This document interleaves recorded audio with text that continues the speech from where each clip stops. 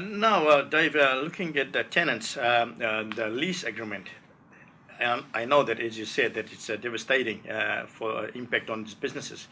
Can a tenant who cannot afford to pay a rent because his business has been shut down for now nearly 3 weeks now, can he walk out of the lease agreement which he has got? He might have saved maybe 3 years, he might got another 5 years to go, or he was just about to sign, he might have signed a new lease, he's supposed to move into a new premises, new businesses.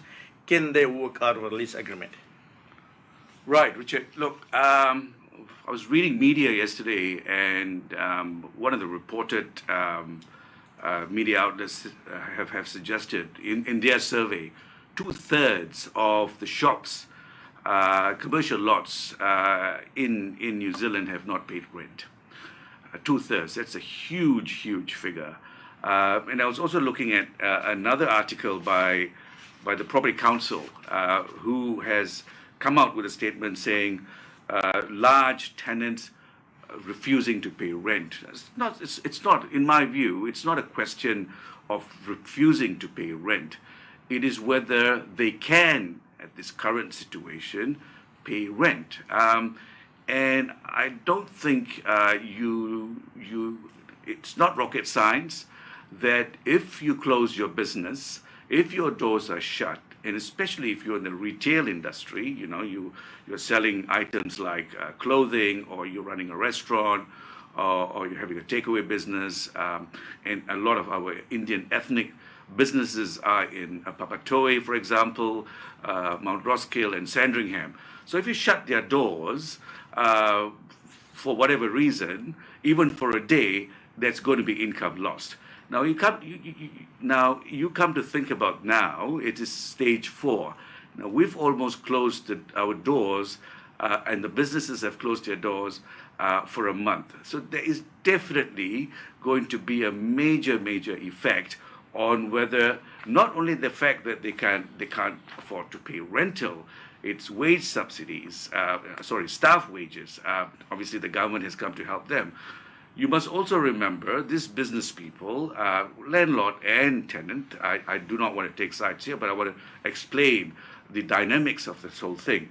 The landlord will have his own obligations under the mortgage. He'll have his private overheads as well at home. The tenant, who's a businessman running, for example, Indian takeaway food, that particular boss and that staff and the chef will have their overheads at the restaurant and their overheads at home. They'll probably have a mortgage, they'll have a rent to pay and things like that. So this is the scenario I want to sort of give you first. Moving forward, the lease agreement, there are a couple of issues. There is a lot of opinions out there by other lawyers, accountants. People have mentioned force majeure. Some have mentioned a frustration of contract, etc. But we have taken a view which is quite unique, and we believe that has a good legal backing. I'm not saying the others do not. That's something for the courts to decide when the time comes. Now, if you look at every lease post earthquake in Christchurch, the ADLS, there's a special clause 27.5 allowing for emergencies like this, where the tenant can receive a rent abatement, which means a discount, a lower rate, because of this particular emergency, and it's contained in 27.5. So it's a question of you going to the landlord and deciding what's a fair apportionment of your rent. So if your rent, for example, is $1,000 a month, and your doors are shut, you can go to the landlord and say, hey, I can't go into my business. I've got this particular clause. You've got legal advice. Can I pay 10% of the rental? And that equates to $100 a month. That is what generally the advice is. Now, I've also been approached by people, by friends who have said, look, I don't have that particular clause in the agreement. And in my view, and again, I must say this is not legal advice. I must give a disclaimer. This is general view for people out there who've got commercial leases or contracts. Please seek advice from your lawyers or your accountants or your advisors, because every contract, every factual situation is different. So this is just a general talk about what really happens in the market. So some do not have the particular clause. Again, my view is it doesn't matter, because we think at Stace Hammond that we're going back to fundamentals. We're going back to fundamental contract. What's this contract about? This contract is about the tenant and the landlord. The tenant offers consideration to the landlord for him to have free access, quiet enjoyment of the property. All right. So that's fundamental contract. Offer, acceptance, considerations in between.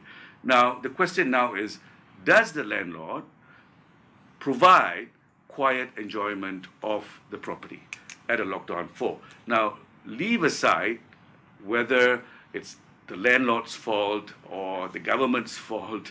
Let's not go there. Let's go back to basics.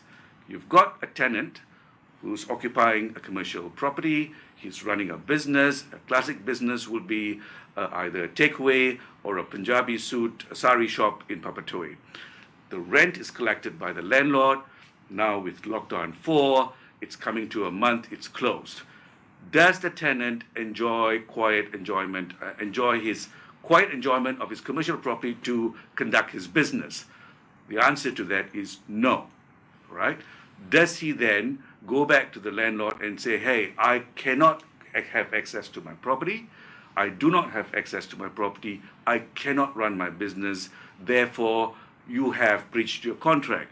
That is what we have formed a view of, that he can go back to the landlord and say, I can't run my business. I want to talk to you and see whether I can get a reduction in rent. Now, Dave, as you know, due to hardship, there's lots of people, like business people, who are unable to pay rent, and some of them, they have used up their savings in order to satisfy their landlords. Just in case, if the hardship continues, can a landlord and a tenant, can they come to a mutual understanding and cancel the lease, which may be 10 years left or 15 years left? Are they able to do that to satisfy each other or keep each other happy? Richard, look, the best advice from, in fact, even a layman's point of view or a professional's point of view is this. This is not the time for a blame game. It's nobody's fault. No one foresaw this to happen. Unprecedented, unparalleled.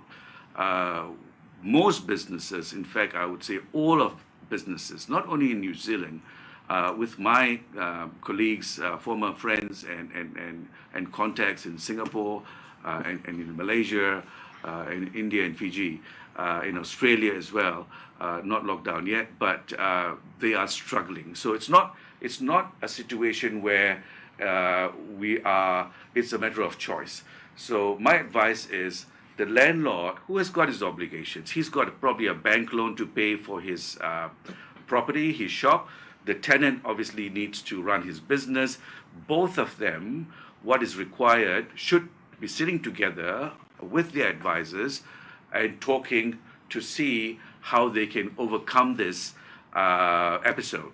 Now, we've got level 4 till Monday, where the cabinet and the prime minister announce whether that's going to be lifted. We'll talk about level 3 perhaps tomorrow. But as of today, it is still level 4. So again, my advice is for both parties to sit down with the advisors. Now, obviously, with social distancing, you can't do that. You can use your online, you can use Zoom and other social media where you can contact and sit down and see how do we work towards an amicable settlement or an agreement, because at the end of the day, if the landlord decides to kick out the tenant and the tenant decides to leave, you're going to have an empty premises during this sluggish COVID-19. So I'd rather, if I was the landlord, talk to my tenant who's been there for the last 5 years, who's paying rent all the time and who's been doing well, give him a break, and you go to your bank and discuss whether you could have a break as well in terms of interest payment, deferment, until this whole episode is resolved. No, Dave.